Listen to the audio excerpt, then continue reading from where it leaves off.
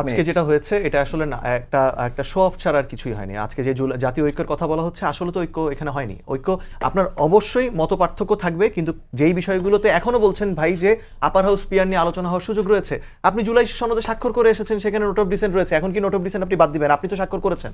আমরা সেই কাজটা জারি রাখবো এবং আমাদের সহজ কথা, নির্বাচন বানচালের কোনো প্রশ্ন আসছে না এবং আমরা জুলাই সনদে স্বাক্ষর করবো না তেমনও না। আমরা চাই কি সহজভাবে, এখানে এটা বিস্তারিত ব্যাখ্যা করার সময় নেই, আমরা চাচ্ছি রেফারেন্স পয়েন্টটা সংবিধানের 2026 হোক, যাতে ভবিষ্যতে যেভাবে ওই যে জিয়াউর রহমানের গণভোটকে যেভাবে করে এখন অসাংবিধানিক ঘোষণা করে দেওয়া হয়েছে, এরকম সুযোগ যাতে ভবিষ্যতে কেউ না পায়। এটা আমরা মনে করি বৃহত্তর স্বার্থেও আজকে এই দলগুলোর সমালোচনার শিকার হব জেনে নিয়েও আমরা আমাদের গণ অভ্যুত্থানের স্পিরিট এবং আমরা জনগণের প্রতি দায়বদ্ধতার জায়গা থেকে আমরা এই জায়গা থেকে সরে এসেছি।